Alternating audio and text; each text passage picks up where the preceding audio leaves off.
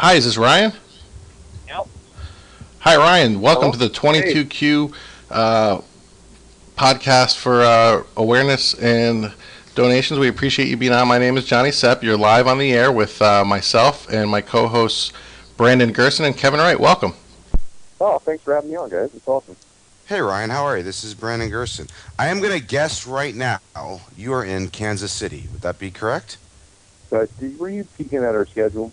Yeah, I actually have been doing a lot of research this morning, but yes, indeed. And, Yeah. and I guess, would it be safe to say you will be starting tomorrow evening Yeah, against the Royals as well? that's a very safe guess. Yeah, I know we're out here for 4 games, so we'll have a 10-day road trip, and got our first one yesterday here in Kansas City, and three more. So we'll throw tomorrow night, this morning against the Royals. Well, first off, again, thank you so much for coming on here. We've just so you are aware, I'm not sure exactly how informed, especially with all that's going on with you, what we have been doing. The three of us, myself, Johnny, who you just spoke with, and Kevin. Kevin, do you want to introduce yourself? Certainly. How you doing, Ryan? And thank you for being with us. Yeah, thank you, we've Kevin. Yeah, appreciate it. we've been on the air now, roughly, guys, help me, 24, 36, 30, going on our 39th straight hour. That's And incredible. we're going to make it 50 hours. We're going to go till 2 a.m. Eastern time, and we've had an amazing amount of guests on here spreading the word. We have a interactive chat going on at the same time, so our listeners can interact with us and ask us questions. We've been raising a lot of money and just spreading the word. And also working obviously hand in hand with the 22Q Foundation. We've had several members. In fact, Johnny, please, I just can't remember the name. We just had on, what was the doctor we had on? We had Donna on from. Yeah, okay, Donna. And she was on for about 45 minutes and just explained everything wonderfully. It was just very, very informative and just expressed in ways that made our listeners, just understand more so what this is all about. And this is something that just really started by one of our listeners, Joe. I'm not sure, Johnny. It's Joe Usello. Yeah, His daughter suffers from the 22q syndrome, and actually maybe Ryan, maybe you could start us off, and before Brandon gets into some questions, maybe you could tell us that a little bit of how you got involved in this organization. Anyone that doesn't know that your daughter Riley suffers from this as well, and maybe you could tell us how the foundation was started. Yeah, it's obviously that's kind of been our goal along the way too, is the foundation because of Riley, and just trying to help spread the word as much as possible.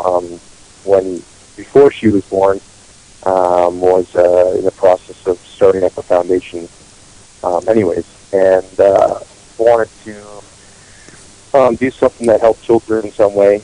And Terry Grandescu, who's executive director of the foundation, said, "Well, what do you want your main focus to be?" And I said, "I don't know, something will come up." And this was, towards the beginning of March of 2009, and sure enough, Riley was born, and she was born with 22q, and so it was like, damn, okay, this is what's going to be your main focus. And I think more so just going through the process and realizing how little was known about it, yet how common it was. I mean, this is a syndrome that, according to the numbers, is 1 in 1,400, 1 in 1,200, your different numbers, but statistically that's great, but the cases we hear, it's more and more than that.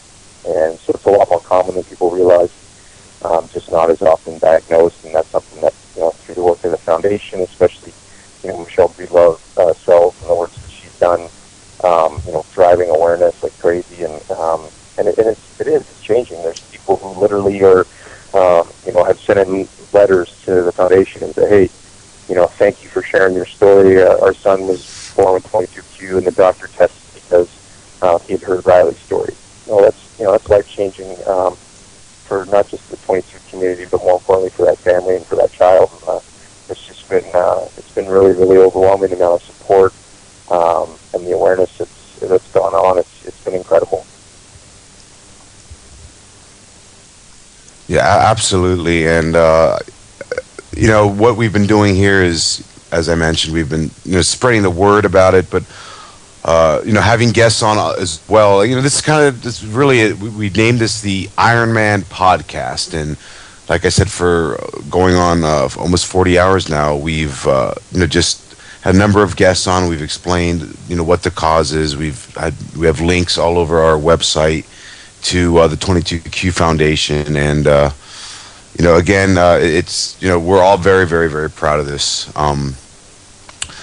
I was doing a lot of research about yourself and just the foundation, everything in general over the last couple of weeks, and from what I did read, and part of this is from Wikipedia, that fortunately and please correct me, and I apologize if I'm wrong. You're lucky in the sense, and I'm again going by what I'm reading on the internet, that when Riley was born, that a lot of the problems that show up early on weren't detected, and there's actually a quote that's attributed to you that said that so far all signs are good. There's a lot of work to do. They say there are 188 symptoms you can have. You just check up the ones as you go along, and then it was reported after 2 months initially being in the hospital, Riley was able to go home in June, 2 months after she was born. At this stage, is Riley or any of the symptoms showing, or what can you tell us about how she is now? Yeah, well, now she's doing great. And I think that was one of the things that I talked about early on, was when Riley was born. She had extremely difficult swallowing. That was like her main glaring issue. She had zero motility in her esophagus, so like you and I don't think about it. We just involuntarily, we need to swallow, whether it's food or you got fluid in your mouth, you're having a glass of water, you just swallow. Well, she didn't know how to do that. Her muscle didn't fire, so even her own secretions in her mouth, she couldn't swallow them. So then she would start to lose oxygen, and they'd have to suction her out. This was something that went on for a good part of the first year of her life, even after she was moved from Arizona up to Chicago, and they had to put a trach and a feeding tube, and in order just to keep her airway clear and safe, keep her safe. And over time, she taught herself how to do that. She had therapists who would put stim, a stim machine that they use on different muscles, right onto her throat and her esophagus, and teach herself how to do that. So, and she did. I remember one day we were just sitting there having pancakes before I went to the field, and I was eating, and she just reached over. She was a little baby and grabbed my pancake, and I said, "Well, go ahead, you can have that. It's not going to do anything with it." And she put it in her mouth, and so I said, "Okay, I'm going to have to get ready to turn a suction machine on here and suction out her trach because she's going to choke on it." And she just swallowed it, and I was like, "Whoa, that's crazy." And nothing came out, and she just basically had taught that muscle how to do that, and then kind of moved towards the steps of getting that trach out and getting that feeding tube out, and not without hard work, but she was able to do it. There's other symptoms, that she has, that some of the kids have, whether it's hypocalcemia, autoimmune problems, just dealing with a lot of sickness early on. She had, internally more than externally, some things as far as, even I remember when she was a little baby, even still now, she gets these crazy ear infections, and when she did start eating food and stuff, she would eat food, and it would actually come out her ear. She would drink milk, and it would come out her ear because she has eustachian tube failure, where the tubes don't quite join up all the way, so food, when she swallowed, would go up. You sit there and see you're drinking a glass, something, having a drink, and somebody makes a funny joke, and you laugh, and it comes out your nose. Well, with her, it would actually come out her ear. So it was the doctors would be like, no, it's not possible. I'd be like, well, actually, it is. I gave her a piece of chocolate muffin, and then that piece of chocolate muffin come out her ear. So, through growth, through development of just being a normal child, as you grow and you get bigger and stronger, those types of things, hopefully tend to take care of themselves. Not always. Sometimes they require surgeries to fix and things like that. But that's the hope as a parent that, over time, it ends up, kind of working itself out. But at least if it doesn't, they're prepared for that. And like you said, that's an important thing to know, the 86 symptoms. Not every child's going to have, all the same symptoms. Not all of them are going to have all the symptoms, and not all of them are just going to have one. Usually the spectrum's somewhere in the middle, but each child's unique and each child's different. So, but she's doing incredible now. She's, slowly but surely trying to grow a little bit and get a little bit bigger. Speech is something that's always going to be an issue, I think, with a vast majority of the kids with 22q, and a huge percentage is speech issues, and that's something that we've got to continue to stay on top of. And then anything else that comes out along the way, little things, math problems. A huge number of the kids have problems with math. Well, knowing that as parents now, you can go ahead and say, okay, and get tutors as she gets in and work with her on her math skills, so that when she does go to school, it's not something that she becomes frustrated by and maybe has behavioral problems because of that, because of just the frustration and not being able to understand why, but at least now she knows why. So most of the hurdles, the physical hurdles and the life-threatening hurdles are hopefully been passed, but at the same time, it's a syndrome that's with them for life, and so there's going to be hurdles that come up along the way, but we just at least have a little bit better idea and are more prepared for them now. I have to ask, just with your occupation, how are you, or how did you deal with the stress of all this going on with such a high-profile job? Being an athlete. And for those listening, let me just briefly give just a brief bio. Ryan Dempster is a starting pitcher right now for the Texas Rangers. He was traded a few weeks ago. Actually, he was traded July 31st. And I'm hoping we can talk a little baseball before you go. But apparently, from what I discovered, 2 minutes before the trade deadline to the Texas Rangers, and he's in Kansas City right now, and he's not pitching today, although the team is playing and will be starting tomorrow. So for those that really aren't sports fans or don't know a little bit about him, and we'll get to more of that later, but just the stress of your job and your occupation, everything that goes along with that, how are you able to handle it? It had to just overwhelm you at times. Yeah, I think, especially, she was in Arizona, born in Arizona, and then we left for the season. In the first month of 09 was tough, just not being able to see her whenever I could see her. I think, there's tons of, trust me, there's tons of parents out there, no matter what job you're doing, that travel, whether you're a truck driver or in the military or whatever it is, where you're gone away from your family. But I think when you're going away from a child who's sick and in the hospital, that's a really, really tough thing. So, I was open about that. It was tough for me. But once you got up to Chicago, I think the reality of, I couldn't do anything about it. I couldn't change, Of course. So the thing I need to do, the most important thing, is to continue to go out there and do my job the best I could, provide for my family, and then and be there for her whenever I could. And I think a huge thing was coming out and talking about it publicly. At first, you're not sure what to do, because she didn't ask for that. She didn't ask to put out there on a public forum, and her life as she knew it was only from a child and a family. And I think realizing and going from we went through it with money, with connections, with knowledge, and there were so many families who went through with none of that, and I just kind of felt it as a responsibility to try and help not just the families going through it currently, but the ones that are going to go through in the future. So, speaking about it and talking about it actually helped me a lot, and I was able to kind of help me focus on my job when I did go to work, and just go out there and realize, hey, I'm playing a baseball game. Well, it's super important to me. Trust me, I take my job very, very seriously.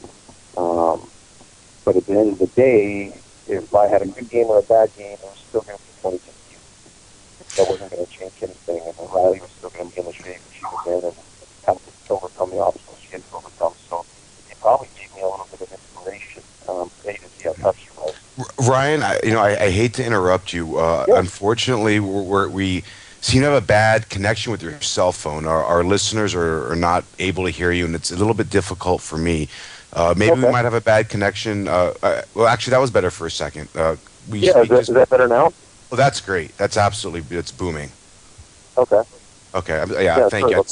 I just want to make sure everybody hears exactly what you have to say. It's very, very important. And no, absolutely. Sometimes cell phone, you get in the wrong spot, or maybe I'm pulling it away from my mouth a little bit. No problem at all. Yeah.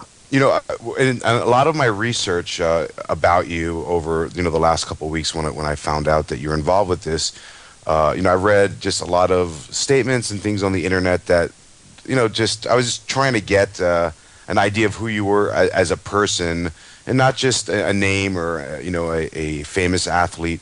But so in my research, I read a lot of reports that you're known for being very laid back. You're having a very laid back attitude, and constantly joking with fans and teammates, and just in general wherever you've been, having that attitude, in the clubhouse in general.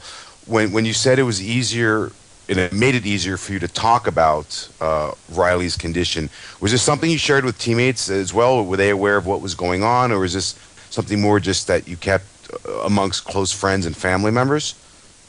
Well, at first I didn't share it with maybe a few of them, my really close teammates. They kind of knew what was going on, but I always feel like baseball and professional sports in general are a little different than most workplaces.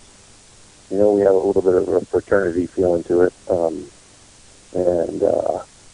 so you have that support of your teammates and things like that. But at the same time, I didn't want to bring my problems or my issues from off the field into a locker room and put any stress on any of my teammates for the fear that they couldn't do their job. I didn't want to take their focus or anything like that. But at the same time, they were so supportive and would always be like, hey, if there's anything we can do, if it's take Brady. Riley has a big brother. If we could take Brady and do something with him with our kids, just to get him a break, whatever it is, and like things like that were huge.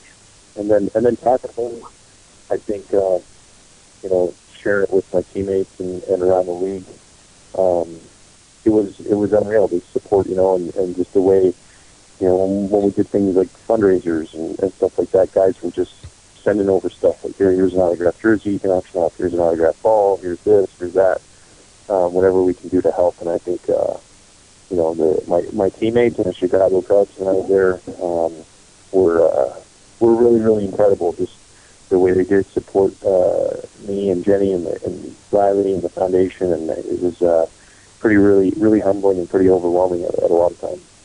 Since you mentioned that, I do want to ask. Obviously, I guess, do you have mixed emotions? Obviously, you had an overwhelming amount of support in Chicago, but just from a professional standpoint, the Cubs this year were not doing very well. Now, all of a sudden, you're right in the middle in September in a pennant race in Texas, and that's, of course, what any athlete, any professional, ball player wants to be in.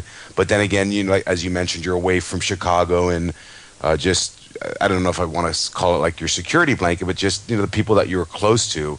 How are you dealing with that? And just, I guess, I have to just ask it just as straight as I can. Are you happy that you're now in that position in the beginning of September, that you're right in the thick of things, and on a very talented team, in a good position to make the playoffs and possibly advance to the World Series again? Yeah, that's what we play for. Like, when you're training in the off season and when you're going through spring training and getting ready for the season, you're preparing to go out there and try and win a World Series. And so, anything less than that is, it's a failure for us, especially.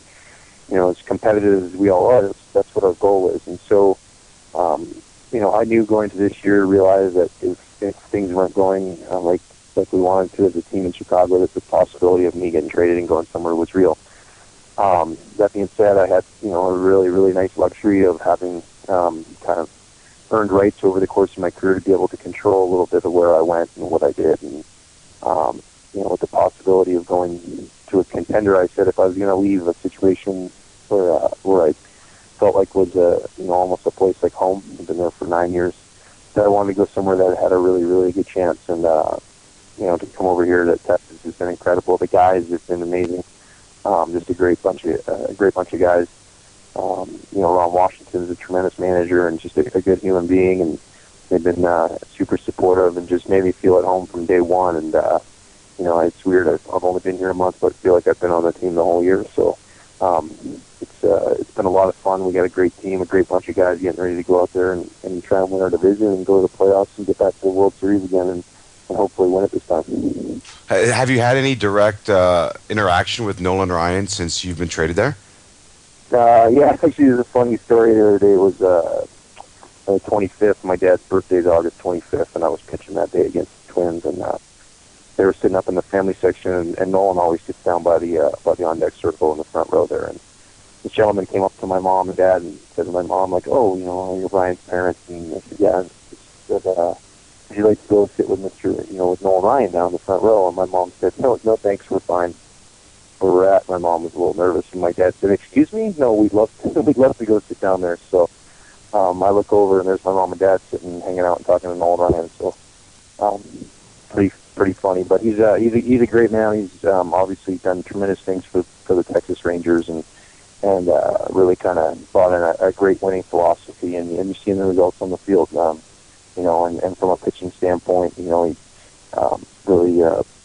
has pushed the pitchers, with him and Mike Maddox, and pushed us to get the most out of us, and knows that there's more in the tank than most lead on, and really wants to win really bad, and kind of will do anything to do it. So it's been great having him around and just seeing him, the presence he brings, obviously, and I was a huge fan of his as a kid growing up, and have nothing but the most respect for him in the world. Absolutely. Ryan, I want to also take this time. We have a fourth party on the line, someone that's helped us, a friend of mine, and someone that's helped us with the technical aspects of being able to broadcast this continually for for the 52 or 50 plus hours we're going to go. Todd Watellis is on the phone as well. He wasn't on earlier when we first called you. Todd, are you there? Yes, I am. Hello, and hello, Brandon. Hello, Ryan. Hello, John and Kevin. Glad to be on the show. Hey, Todd. So, Ryan, I'm a big fan of baseball. Have been my whole life, and I'm thrilled to have you on this show, and just both to have you speaking about the 22Q Foundation, and just to have a baseball player on here who we can speak to candidly about baseball, because there's a whole lot of baseball fans who listen here, myself included. So if you don't mind, I'd like to ask you just a few baseball-related questions that absolutely, no problem. That I've had in my mind. And Brandon actually asked a question I was going to ask, but I'm going to ask a little bit more about it, about how you feel about being traded, and not specifically so much about this trade that just occurred, but just in general. I know you've been traded twice in your career, and in this particular trade, obviously, since you changed leagues, you won't be facing the Cubs, since there's no way they're going to make the postseason. But when you do get traded, how do you feel regarding your previous team? Like, if you were to face the Cubs hypothetically at this point, how would you feel if, for example, if you pitched really well against them and beat them? Would you feel a little bit bad? Would you feel like you have any kind of loyalty still to the old team? Not to say that you would be disloyal to your current team, and I know that's who you're playing for, but do you have a different feeling going up against a team that you were just playing for and that you were just part of, compared to pitching against any other team? No, I think it's actually probably been a little bit of the opposite. Like I think you have a lot of respect for the guys that you used to play with, respect for the coaching staff, and so really what you want to do is you want to go out there and give your best effort you can, put out the best results you can, because that's one thing people, just as much as there's competition on a team between you and the other team, there's competition amongst the team. I think it's as long as it's healthy and in a good way. You're never wishing for somebody on your team to do poorly. You want them to do well, and I think it's important. Like, Ted Lilly was a great teammate of mine and great friend of mine. We'd always push each other. If I go out and throw 7 innings, give up no runs, he'd go, I guess I got to go 8 tomorrow. Or if you throw a shutout, he'd be like, wow, you're really setting the bar high. I guess you got to throw a no-hitter, and we do that to each other all the time and just push each other to get the best out of each other. And then you're competitive, and on the plane rides, playing cards, or you're taking batting practice, and guys are trying to hit the ball farther. So I think there's that natural respect for each other and competitiveness. But when you do get traded somewhere, I know when I got traded from the Marlins to the Reds, every time I pitched against the Marlins, still to this day, you're like, it's your old team. It's somewhere that you played. You want to do really, really well just to say, like, yeah, I still got it, or whatever it is, whatever your force or your driving force behind it. But I think for me, the one thing is the respect that you have for your teammates, and you want to give them your best effort every time you can. Ryan, this is I'm sorry. I'm sorry. Finish, please. No, I was going to say, I remember, case in point, Derek Lee, who I played with for, better part of 12 seasons with the Marlins and then with the Cubs. He got traded. He got traded from the Cubs to the Braves. And the first day, it was basically like walking across the way. We were playing the Braves. And, his first pitcher he faces on his new team is me. And I just remember the feeling of, like, he is not going to get a hit. I'm not letting him get a hit off me. and it was just that, like, it's kind of like, two kids in the backyard playing one-on-one basketball against each other. You just want to compete as hard as you can, especially your better friends, for sure.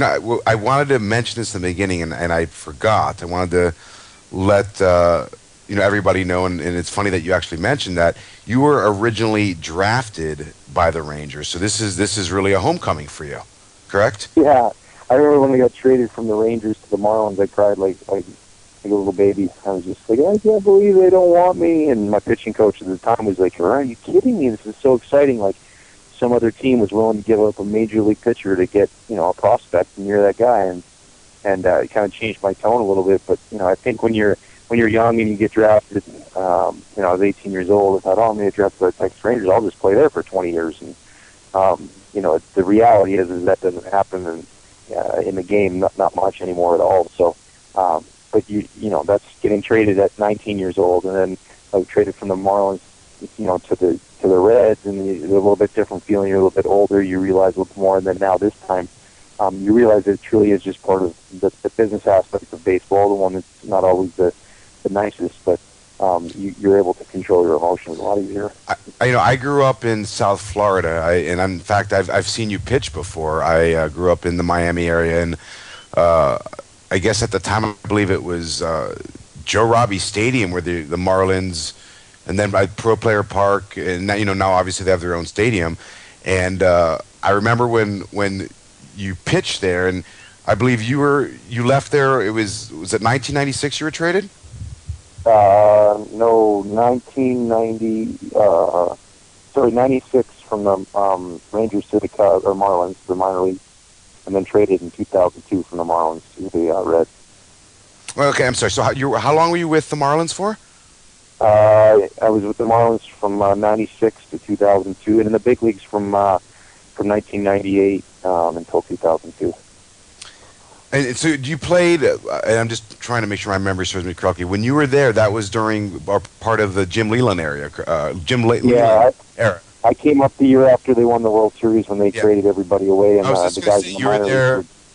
You were there for the big fire sale from Wayne Huizenga when Gary Sheffield went right away, and just everybody just was gone. Weeks into the season. In fact, I think trying to remember the other key players on that team. I know Gary Sheffield. Charles Kevin Brown was traded. Charles Johnson was traded.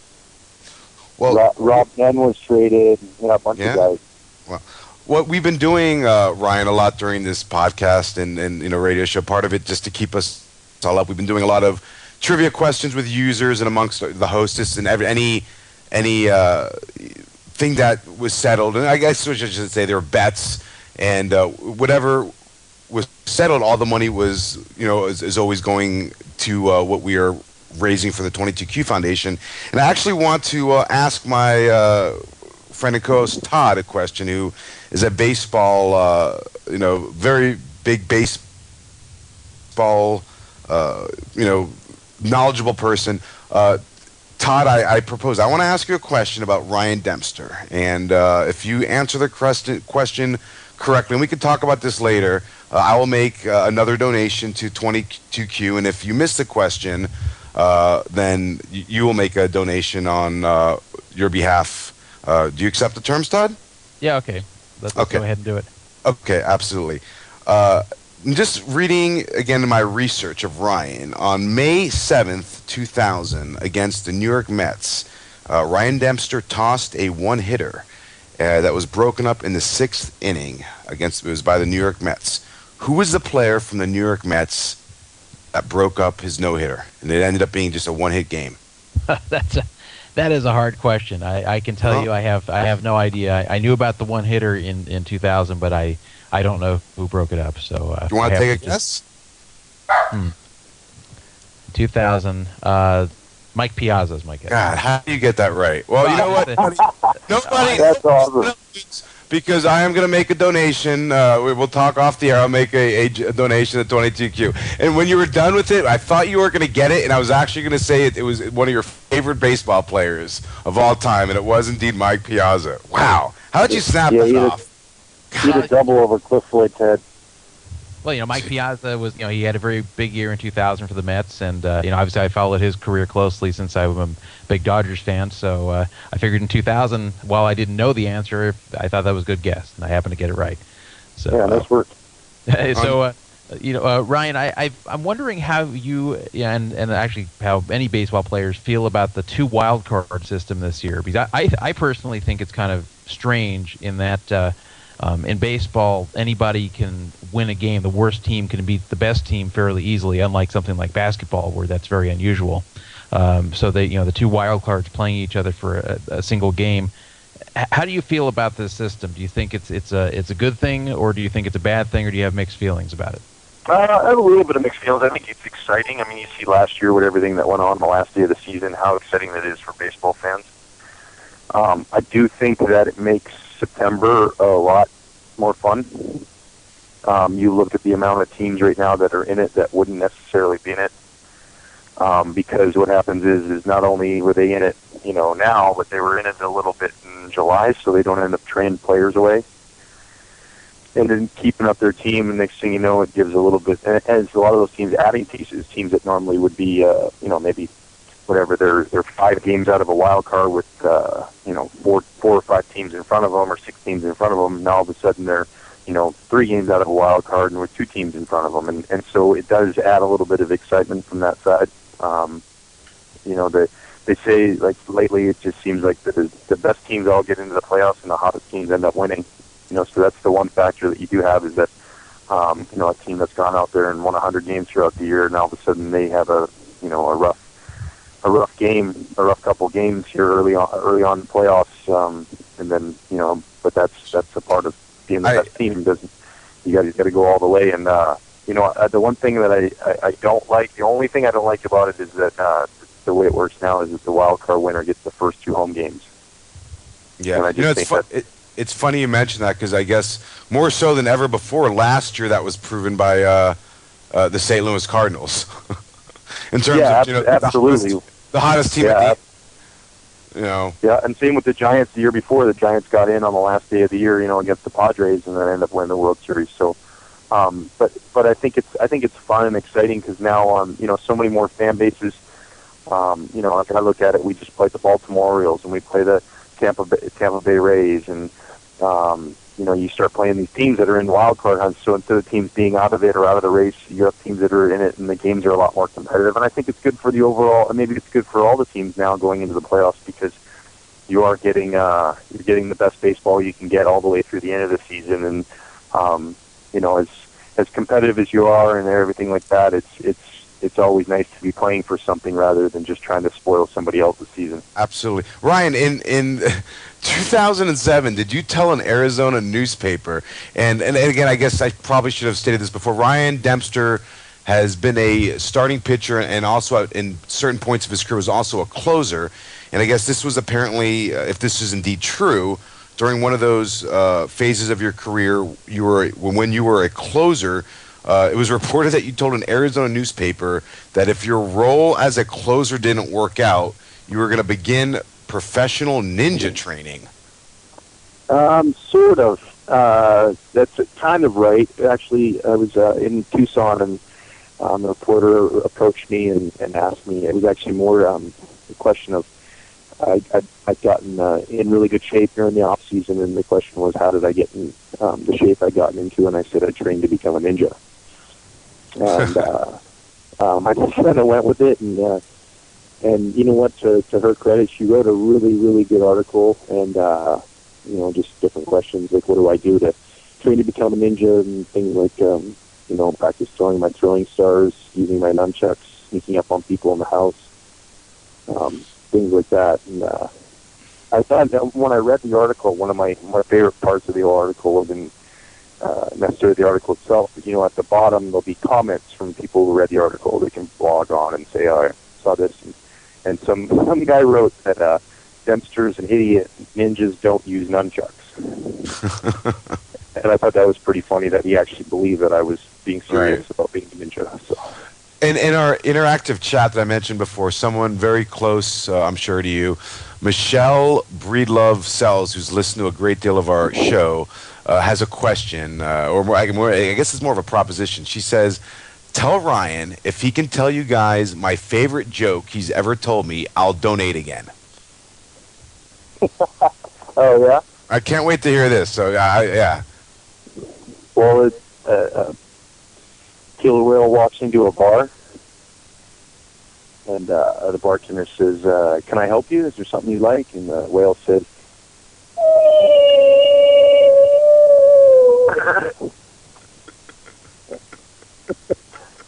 dry humor. Oh, clean, good humor right there. It's funny. The majority of us, and the name of our website and podcast that you're on is called VegasPokerRadio.com, and Michelle actually pointed out in the chat, she told us that you indeed enjoy playing poker. Would you mind just expanding on that? Have you been playing the game for a while? Is it, I know you mentioned card games on planes and things like that. How long have you had an interest in poker for? I've been playing cards since I was a little kid. When my family would all get together, I think when I was probably 4 years old, we start basically when you get introduced to 31. So we sit around and play 31 together. And then just as I got older, I started playing cribbage with my dad. And then just started playing poker. I really, really enjoy it. I got to sit down in a poker room for hours and play. My brothers all play, and family members and friends. And so, when we're playing plates, we'll have little tournaments and things like that. Or, maybe a bunch of the guys get together and sit around and play. And, over the years, I've just find poker rooms, whether it's, somewhere on the road that has a casino that I play. And what is your game? When you play in casinos, what is a game that you enjoy playing the most? I love Hold'em. Just No Limit Hold'em? Yeah, absolutely. Like I'll play other games too. Like I'll play Omaha or Raz or Oh, wow. I like 7 cards. I like 7 card stud a lot. So you're like a mixed game player. You're playing Omaha and Raz. I didn't expect to hear that. Yeah, no, for sure. Wow. I like. I didn't even mention. Todd would tell us, the gentleman that nailed me with the Mike Piazza. He actually has a bracelet. He won a bracelet in 2005 in Limit Hold'em at the World Series of Poker. Oh wow, man! That's how hard that is. People don't realize. I know you sit there and watch it on TV or whatever, but that's a hard thing to do, to sit there and win one of those tournaments. They win any tournament anytime, but especially in the World Series of Poker, and those guys are out there and they're playing in who knows how many different tournaments. And Todd, go ahead, buddy. This is your moment. No, I thank you, and I learned the hard way how tough it is, because that was actually my second World Series event ever, and the first event I ever played, I finished third, but then since then I haven't even finished as high as third again in the last 7 years. You set the standard too high right away. Yeah. So It's like a golfer winning his first tournament. Ryan, this is another chance in which the 22Q Foundation is going to get some money either way. We've had wagers throughout this show. Myself and my other two co-hosts, Johnny and Kevin, and they're gonna come on in a second and ask you just a couple questions. And I know you're pressed for time, and we've kept you here a lot, but you're basically the main event of this entire broadcast. We've cool. had I think you're going to be somewhere. I think we have 30 guests lined up, and you are the main event. And this is a question we've been asking various poker rooms and guests, and we've set wagers on it, and whatever your answer is going to be, there'll be a donation made by the loser to again the 22Q Foundation. Now, obviously, Kevin and Johnny, you know what the bet is, correct? Absolutely. Okay, are you in? I am in. Yes, I feel very confident about this one. Okay, Kevin, are you in? Of course. Okay, now Ryan. No leading questions. I'm not. There's going to be no leading questions. Now, Ryan, if someone, and obviously I'm more stunned now just thinking that you said Omaha and Raz, and it's just not a lot of athletes that I've met or just heard about play those forms of poker, and that just obviously tells me you're way more educated than my research indicated. But if someone approached you, I'm approaching you, and I am going to ask you, in your opinion, who is the biggest superstar in the game of poker? What one name would you say? And it can only be one name. For me, biggest superstar, I'd probably say, wow. So we're sweating here, Ryan. Yeah, no, I'd probably say Daniel Negreanu. Yes! Yeah, I mean, anybody who wears a Maple Leafs jersey while they're playing poker is all right. That's what I'm talking about right there. I'm not going to say Phil. I mean, there's no chance ever that's going to happen. I had Ivy. That's who I was backing. Phil Ivey. They have been backing Daniel Negreanu. And I knew you're Canadian, obviously, when I did my research, and I was thinking, is he going to say Negreanu? And all right, well, you know what? There's no losers here. Like I said, it's going to the foundation. Same bet we've had, gentlemen. In fact, I think now we're all going to be. I guess we're all going to be putting in the same amount now. Correct, guys? Yeah, the bet is now even. You just evened it up for us, Ryan. Plus now, Mike. I love it watching Daniel whenever he's playing. And he tells the other people what cards they have. I think that's great. I know that Johnny and you and Kevin each had some questions for Ryan, and please go ahead. And then Ryan, if you don't mind, like I said, I know you're busy. We have a chat that's blowing up, and they have questions for you as well. And I'll try to get through this as fast as I can because I know you have a busy day or evening ahead of you. But Johnny and Kevin, please go ahead. Ryan, I just have one question. I really appreciate you coming on, and I'm a huge fan of yours now. I'm not such a big baseball fan, but now knowing that you play Raz in Omaha and Badoogie and all that, I'm really a big fan. But one of our listeners actually contacted me privately with a question, and I didn't understand it, but he said that you would. So he wanted me to ask you, who is your favorite Beachcombers character? That would be Relic. He actually said he's going to say Relic. So yeah. All right, that's Relic for sure. That's so funny that they said that.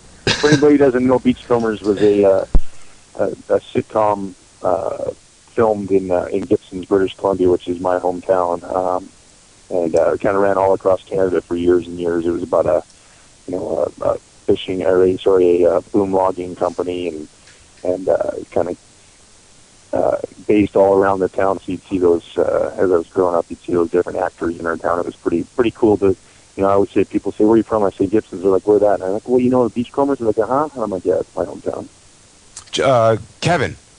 Yes, sir. Oh, and, I'm sorry. And also, just so you know, Ryan, Daniel was actually on our show yesterday. Funny enough, we should have actually, for some reason we didn't mention you. We should have. But he was actually on our show yesterday, and he raised a lot. It's a funny story. We won't get into it now, but he actually played a great role in raising a lot of awareness for what we were doing. And maybe some other time, we'll have you on in the off season and we can explain more about that. But I just, as an aside, I did want to tell you that he's aware of what we were doing and gave us a great segment yesterday. So again, I'm sorry to cut you off. Kevin, go ahead, please.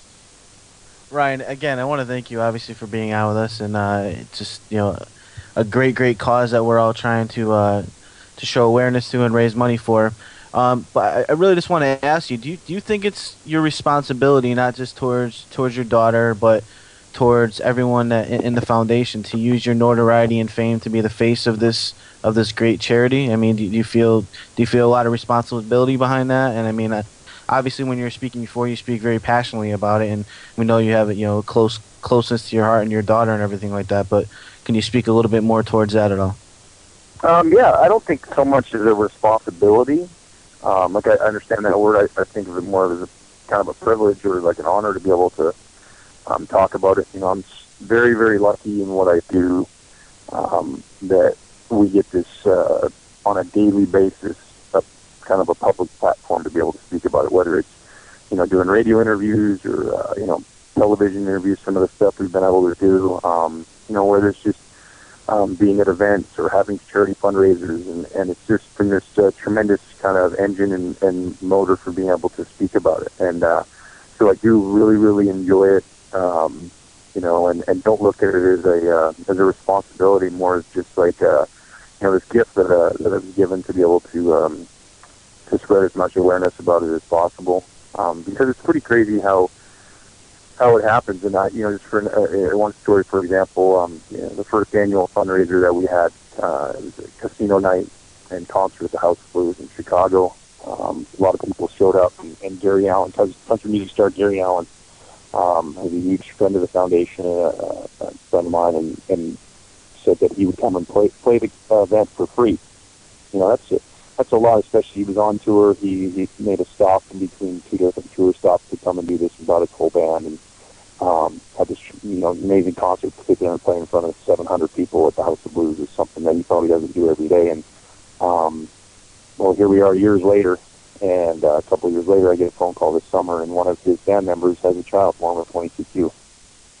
Now, that's pretty amazing, coincidence. I don't know. I just think it just shows you how common that the syndrome is. And now somebody who really touched my life and touched the foundation's life and gave a lot of their time and money and helped raise a bunch of money and awareness, kind of gets to see the benefits of that as well, and get the support from the entire 22Q community. So, anytime I get a chance to, even if it's for a couple of minutes, we as athletes, whether it's my cause, somebody else's cause, or just helping charities in general, we don't realize sometimes the impact that we can make, and the lives we can change just by speaking a little bit about something or giving a little bit of our time or money or whatever it is. And it's absolutely really, really fortunate to be able to do that. One of my best friends, Steve, he's been helping me while I've been doing this in terms of bringing food and just coffee and things I need to handle what the three of us have been doing, and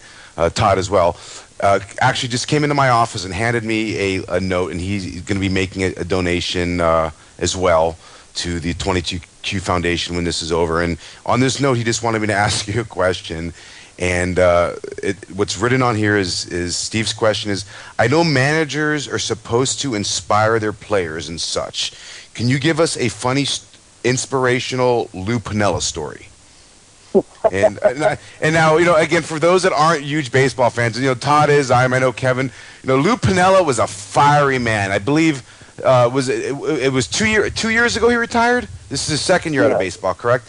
And I mean, he was a guy that if he didn't like an umpire's call, and I encourage everybody, get on YouTube and Google Lou Piniella. He would grab the bases and he would throw them and he would kick dirt, and when he got ejected from a game, it was it was a spectacle. It literally was. And it just, all I can say really is just, if you don't know what I'm talking about, Google it. But anyhow, Ryan, is there anything about Lou Piniella, a story, any whether it's something motivational or just seeing him lose his cool, anything you can relate to us? Yeah, well, we definitely had quite a few of those. I know he had some really good blow-ups. There was one in Colorado, and already at the the thin air there in the high altitude, and he went up to argue with the umpire. And for whatever reason in Colorado, it feels like the dugout is really far from the field, so Lou had to run a long way out to second base, and he got thrown out of the game. This was in the second inning, and he came, kind of walking back in the dugout. His face was bright red, and I think the entire team was contemplating whether or not we need to get some oxygen to make sure he didn't have a jammer out there. Then he went up to his office, closed his door, and we saw him again in the ninth inning. He came strolling out. So he was a lot of fun. Definitely had a lot of knowledge. I think probably my favorite Lou story, as far as something on the field that made us laugh, because he laughed about it later, was it was in Pittsburgh, and he went to go out to have a mound visit, and he came back and his fly was down. And very, very noticeably, there's nothing hanging out or nothing revealing, but it was just funny the fact that he had his fly down, and Ted Lilly asked him about it, and he said, "Hey Lilly, you think that my fly down was my biggest concern? We had a pitcher couldn't get anybody out. I had to go deal with that." So he was always clipping stuff and had a lot of funny things to say, and I learned a lot from him. I really did. I mean, anybody who's been around the game that long, with that kind of knowledge, you'd be kind of silly to not pick his brain and try and learn a little bit something from him, and I learned a lot from that man. Wow. And as I mentioned, I want to get a couple of these chat questions answered because these are people that have been with us. A lot of our listeners have literally been with us for the majority, if not all, of our broadcast. And please forgive me if some of these questions are just kind of off the wall because some of them are just kind of all over the place. But one of our listeners, Vern, he wants to know, Ryan, who do you think is the best all-time Canadian major leaguer? For me, Larry Walker. I mean, excellent choice. If Larry didn't have injuries, I mean, I know you can say that about a bunch of people, but truly, he'd be talked about as one of the greatest baseball players in the history. Okay. I'm talking about a guy who did everything, hit for power, hit for average. Probably, and you get this from so many different people, whether it's, people that played with and played against him, coaches, probably as good a base runner as you'd ever see in the game of baseball on instincts. He was the king of the fly ball to right field, totally a double off the wall, and sit there and act like he's going to catch it, deke the runner, and the guy at first base doesn't even get to third, let alone scoring. So just all around, everything he was able to do, put up some really big numbers, and somebody that I know me and a lot of the guys my age and younger Canadian guys really looked up to, and was kind of one of the real driving forces as far as Canadian baseball players getting into the game and making a name for themselves.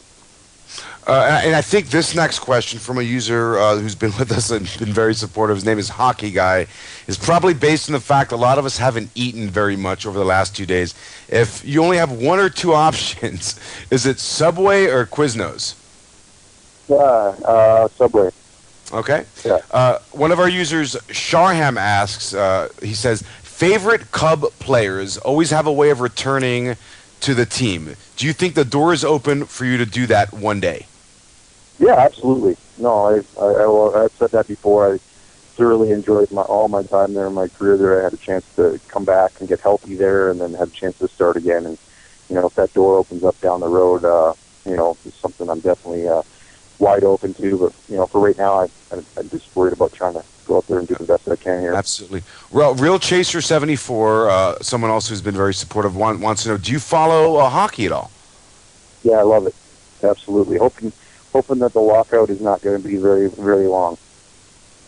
Okay. And Deal asks, I'm not quite even sure what this question means. He wants to know if CDN pitcher Fergie Jenkins should be in the Hall of Fame, in your opinion. Sorry? Well, yeah, I think Fergie Jenkins is in the Hall of Fame. Oh, yeah? Okay. I did not know that. Yeah, he's the greatest Canadian pitcher. I mean, he'd be right up there with Larry Walker as far as... So I always take pitchers and players. When people ask players, I always put them separately on pitchers. Anybody who goes out there and plays every day. But what Fergie did in his career, I mean, 6 straight 21 seasons, that's incredible. That's remarkable, especially for the era he played in.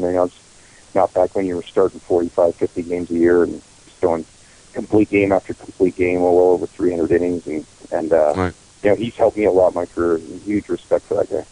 When one day, inevitably, when your career is over, have you ever given thought if you want to stay in baseball in any capacity, whether it may be as an announcer or a pitching coach? Is that anything you even think about now, or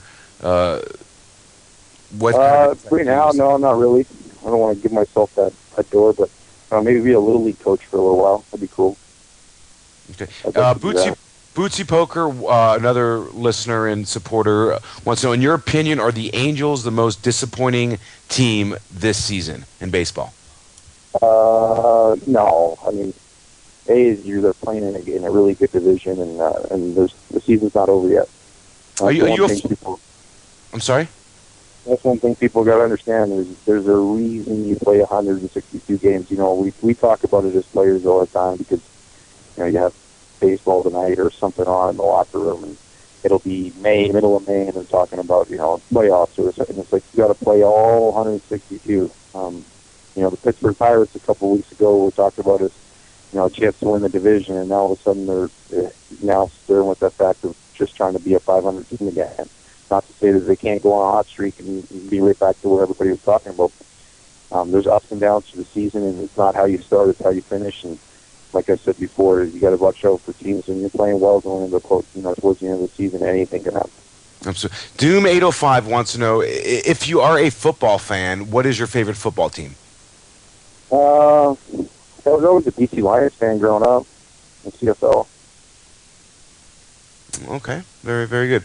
Ryan, I appreciate you being on. I'm going to turn it over to, he is a bracelet winner, okay, and you said that's a very hard thing to do. Everyone knows that. So Todd will tell us for a second to finish up a couple questions, and then we're going to turn it back over to Johnny to talk a little bit more about how much money we've raised and what we've done, and we'll try to get you off the phone shortly. And again, thank you so much.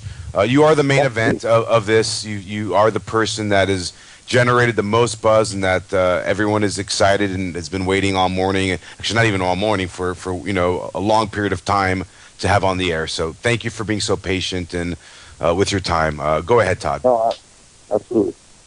Yes. So Ryan, I want to say I'm one of the people who was waiting for this interview, and in fact, I was out and I sped home so I could be on here. I was 5 minutes late, but I really wanted to be part of this interview because I just wanted to ask these questions and you know, and hear the perspective from a real, you know, long-time Major League Baseball player. So I was looking at your stats, and I'm sure you know better than anyone. You're someone who's had a lot of variance in your seasons as far as, you know, how what your numbers were. And this season, you know, your numbers are great with you know, an ERA under 3, and you know, especially when you were the Cubs, you were one of the best pitchers in the National League this year. But I'm wondering, what do you feel is the difference between seasons? If you take the injury part out of it, because I know a lot of times people play hurt and then their numbers suffer from it. But what have you noticed contributes to, you know, from one year to the next, what makes you do a lot better or worse? Is it that once you get going and start off well, that it's easier to continue pitching well because you kind of have the momentum going? You know, like I look at last season. You know, I know if you look at like the kind of the whole, you know, the stats.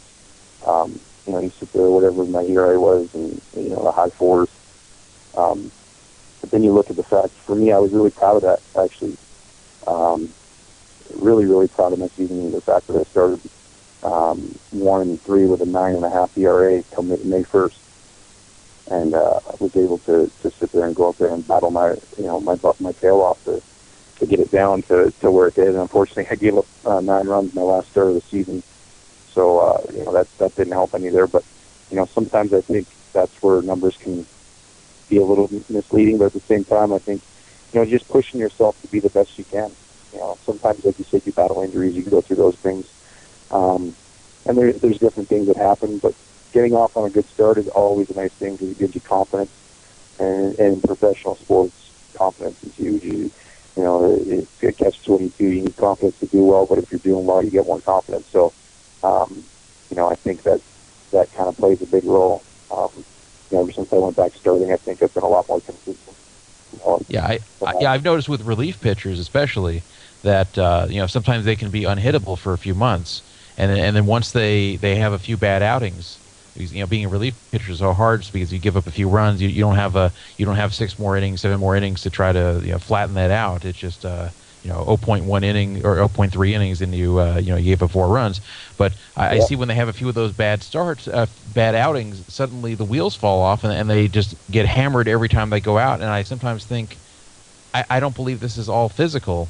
I think that maybe it gets in their head, and then they're not the same pitcher, and some of them never come back. And, you know, you've bounced back many times from seasons that I'm sure you wish were better, and come back with great seasons. There's many players that start off fine or have a few good years, and then once they have a lousy year, then they're out of baseball within a year or two. And so I think there's got to be a huge mental aspect to this that when you're not doing as well, and as you said, sometimes your numbers can just be skewed by one or two really bad starts. And especially as a reliever, you go out there and you're having, I know, look at, for example, this is a left-hand reliever for the Cubs, a guy named James Russell, and I think he's got like a low 3 ERA, and I know he's had 2 outings where he's given up 4 or 5 runs apiece. Well, as a reliever, he's given up 10 runs in 1 combined inning. That really, he's probably regarded as one of the best left-handed relievers in baseball if he doesn't have 2 outings from 60-something a penalty.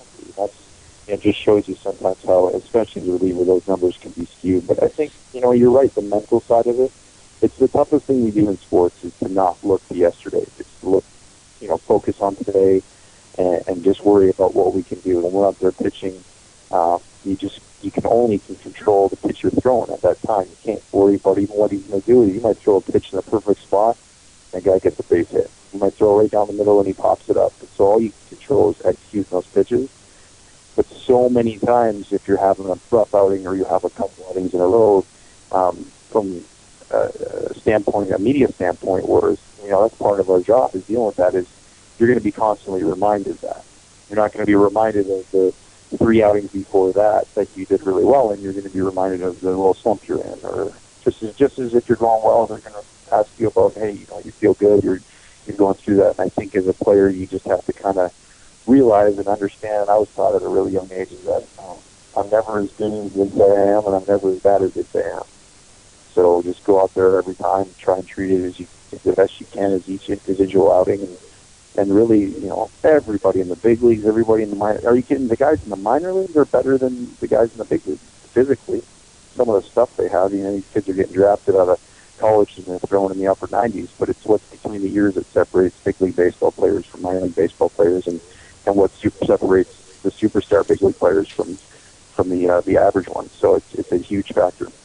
And Ryan, I also wanted just to say, as I was asking questions from the chat, the most common statement and sentiment that was stated was a great deal. Almost everybody in the chat wanted me to relay to you that they wish Riley well and nothing but the best.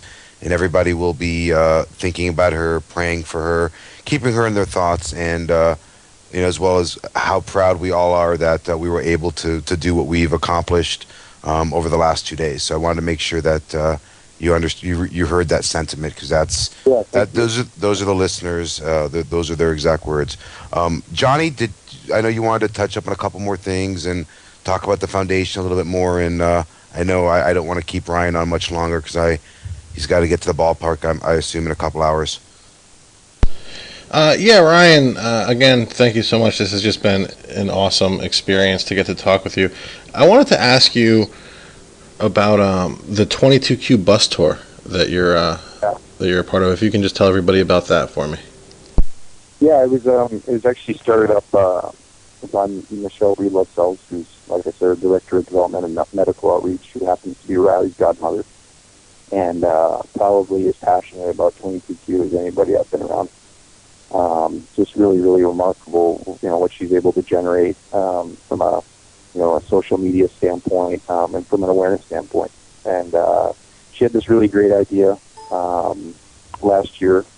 She started it with taking an RV and driving it around the country to a couple different events that were already ongoing events for 22Q, whether it was a beauty contest outside of Pittsburgh, a balloon launch in Kentucky, a couple different places that she'd went. And so talking over the course of the winter, and then again, going into the summer, there's something that she really wanted to expand and make it a little bit. And so, we had the RV wrapped. And she wrapped it basically for a gigantic, almost looks like the mystery mobile from Scooby-Doo, but it's more in like if you go to www.22qbus.com, you can actually see the bus. It's also on the Dempster Family Foundation website. and she's just been driving around the country, going to Alabama to see Kyle Simpson, the Mojo Child, and drive awareness. Go to another place in Alabama to a family there to a house that was built.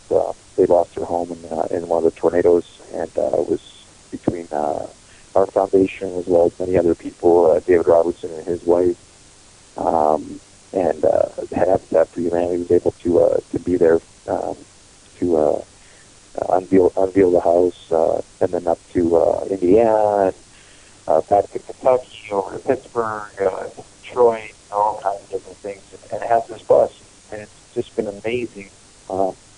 Like she said the other night, they stopped for gas to refuel, and a couple state troopers just come up and say what's it all about. It's obviously very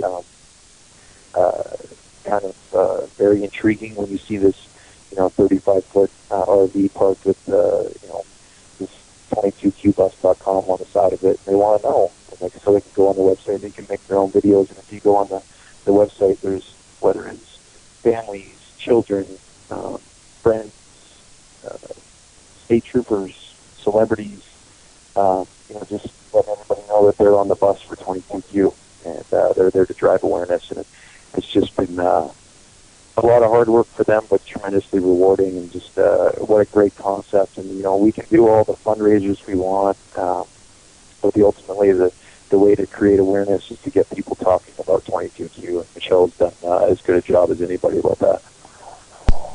Absolutely.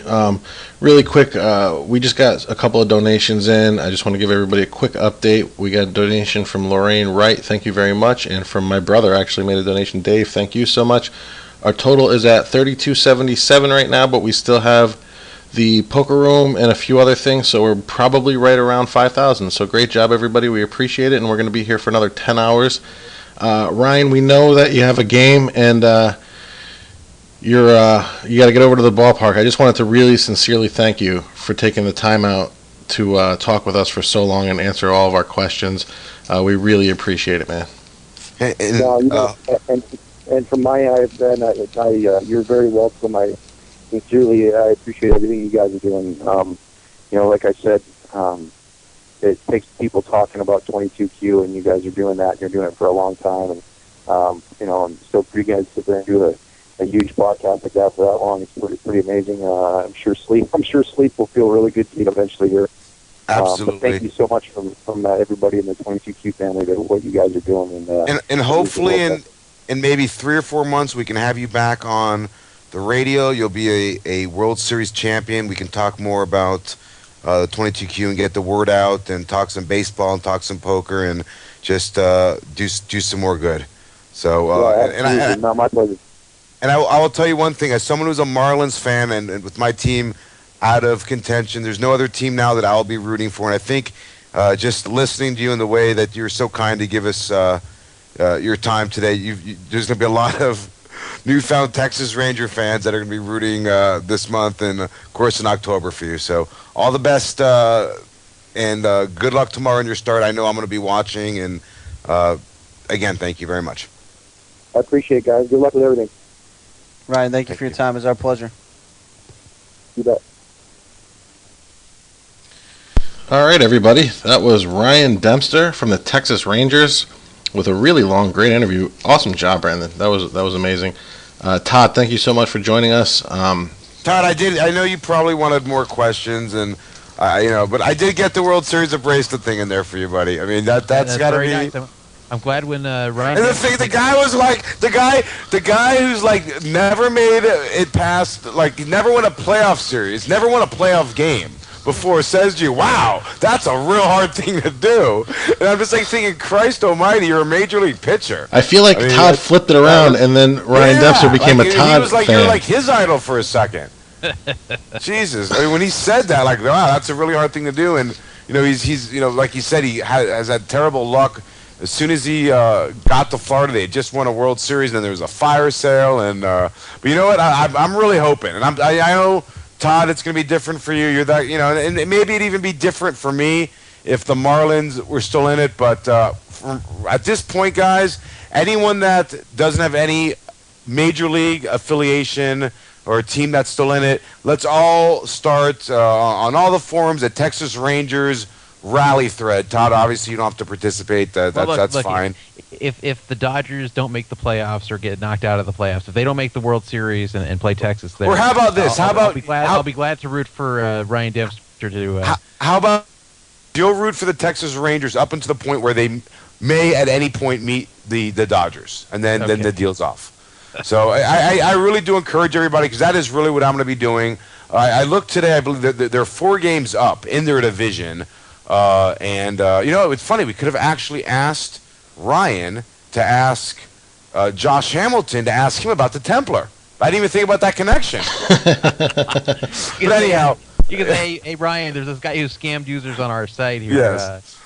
But anyhow, I encourage everybody, follow the Rangers. I mean, there's only a couple weeks left in the season, and hopefully we all can just be sitting on these forums watching him pitch deep into October. And they made the World Series. It's been 2 years in a row they made it and lost? I believe it was, right? Yeah. Yeah. And don't forget to follow Ryan's foundation, the Ryan Dempster Foundation, and absolutely supporting 22Q. What we're all here to do, obviously, and all the awareness we're trying to spread again, guys. Make sure you're out there telling as many people as you possibly can, getting the word out there. And remember, every dollar counts. Any amount you can donate to us. We're heading into our 40th hour right now, so just a little over 10 hours left to get whatever you can give to us. I mean, Ryan's obviously told us a story about his daughter and what he does with the foundation and everything like that, and he's just a great guy to root for. And obviously, we're all like a bunch of little kids, because it's not often we get to talk to someone so energetic and who's in the sports world like that. But remember what we're here for, and to raise awareness and raise as much money as we can. So every dollar counts. Yep. $1, $50, no matter what it is, it all matters. Also, special thanks to Michelle Breedlove Sells, who, and I want to make sure I'm correct in saying this, handles or it manages the Ryan Dempster, and I'm sorry, I can't believe I forgot his wife's Brandon, name. we're going to talk to her in a few hours, so we could... okay, well, I still want to give her credit for helping set this up. I want to thank the 22Q Foundation in the chat for helping us with questions, and, of course, all the users with their questions. I tried to get as many as I could out there to him. And I guess I was a little embarrassed. I guess he said that Jenkins was in the Hall of Fame. I didn't know. I assume he seemed to know his history, but nonetheless, that was still a fine question, because he couple things, Brandon. Brandon, you do remember what the most amazing part of the interview was, right? that he says Negreanu. And the thing is, guys, I don't care. When I was looking it up, I saw Born in Canada. And then Druff fucking literally, excuse my language, literally one-outs me. And the thing I'm thinking is, I know Mike Piazza is one of Druff's favorite players, and we just had this conversation, and I'm, about him being his favorite player recently. And I'm thinking, when I asked Druff this question, and is he going to just guess Piazza because he knew he was a Met and he got traded from L.A.? And I really thought I was really confident. Druff's like, I don't know. I thought he was just going to concede. And then I actually pushed it because I didn't want him to concede. I'm like, Druff, take a guess. And he happens to nail the one guy. Brandon, not to cut you off,